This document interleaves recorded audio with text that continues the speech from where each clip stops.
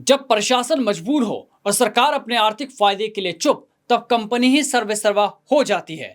सरकारी अधिकारी सुरक्षित महसूस ना कर रहे हो और कंपनी पर सरकार का हाथ हो तो न्याय व्यवस्था डावाडोल हो जाती है। और जब कंपनी ही अपने आप को सर्वोपरि और कानून से ऊपर समझने लगे तो मान लीजिए कि उस इलाके में राज अब भारतीय संविधान का नहीं, कानून का नहीं, कंपनी का है। ठीक वैसा ही जैसा अंग्रेजों के शासनकाल में हुआ करता था, और ऐसा ही देखने को मिल रहा है परमाणु नगरी पोखरण में, जहां कंपनी का दबाव इतना कि एसडीएम भी परेशान है और जिला कलेक्टर तक मामले को ले जाया गया।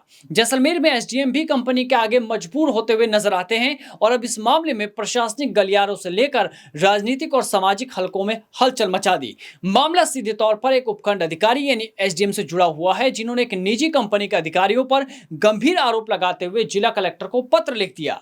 एसडीएम चारण ने अपने पत्र में उल्लेख किया कि न्यायालय में एक्मे सन पावर, एक्मे सूर्य पावर और एक्मे ऊर्जा वन से संबंधित कई प्रकरण विचाराधीन है। उन्होंने आरोप लगाया कि इन कंपनियों के प्रतिनिधि, जिसमें ललित श्याम और सुरेंद्र सिंह तंवर शामिल हैं, विभिन्न व्यक्तियों के माध्यम से उन पर कंपनी के पक्ष में निर्णय देने के लिए दबाव बना रहे हैं।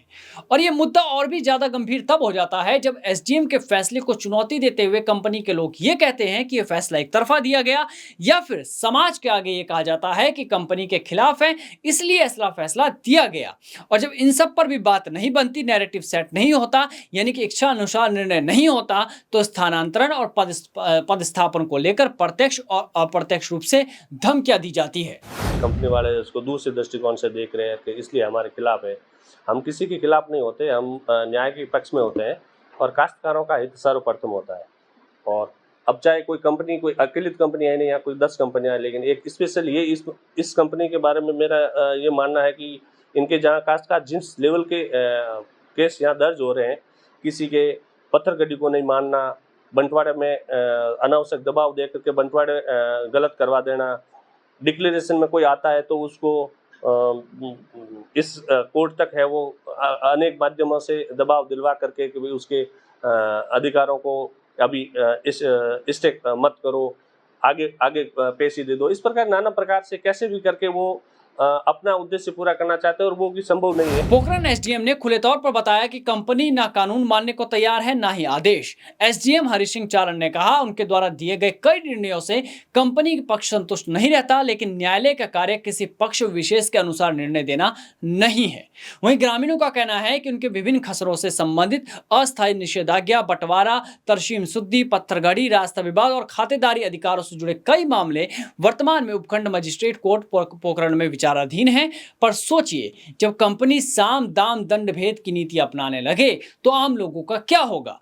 पत्र में एसडीएम ने साफ तौर पर आरोप लगाया कि एक्मे समूह की कंपनियों के कुछ प्रतिनिधियों द्वारा उनके न्यायालय में विचाराधीन मामलों को प्रभावित करने के लिए लगातार दबाव बनाया जा रहा है। बता दें कि पोखरण क्षेत्र के प्रतापगढ़, दलपतपुरा, नई गुढ़ी, जैगला और जसवंतपुरा सहित कई गांवों से जुड़े भूमि विवाद, बंटवारा, तरसीम शुद्धि, रास्ता प्रकरण, खातेदारी घोषणा और अस्थायी निषेधाज्ञा जैसे अनेक मामले वर्तमान में एसडीएम न्यायालय में विचाराधीन है। और इन मामलों में किसानों और निजी कंपनी के बीच जमीन और कब्जे को लेकर लगातार विवाद जारी है। ये बात सही है कि मेरे द्वारा जितने भी निर्णय दिए गए हैं या जो भी जिस केस की भी सुनवाई की गई है, उसमें कंपनी के जो वकील आते हैं वो भी संतुष्ट नहीं रहते। अब उनके अनुसार तो मैं फैसला दे नहीं सकता, मेरिट पर चीज होगी। जब उनके अनुसार नहीं होता, काश्तकार कोई आदमी कोई इस कोर्ट तक पहुंचता है, काश्तकार पहुंचता है तो वो दुखी होकर के, परेशान होकर के, उसके साथ अन्याय होता तब वो यहाँ पहुंचता, अन्यथा कंपनी तो आ जाती ना। तब जब वो आता है तो उसको सुनना और उसको न्याय देना इस पोस्ट का हमारा कर्तव्य है। हालांकि एसडीएम ने स्पष्ट लिखा है कि उन्होंने अपने न्यायिक विवेक से काम लिया है और किसी के दबाव के आगे नहीं झुके हैं, लेकिन लगातार दबाव और निर्णयों पर अनावश्यक टिप्पणी की आशंका को देखते हुए उन्होंने इन सभी मामलों को किसी अन्य सक्षम न्यायालय में स्थानांतरित करने का अनुरोध किया। अब ऐसे में सबसे बड़ा सवाल ये कि यदि एक जिम्मेदार प्रशासनिक अधिकारी स्वयं लिखित रूप से दबाव बनाए जाने की शिकायत कर रहा है, तो आखिर उन लोगों के खिलाफ क्या क्या कार्रवाई होगी जिन पर ये आरोप लगाए गए हैं?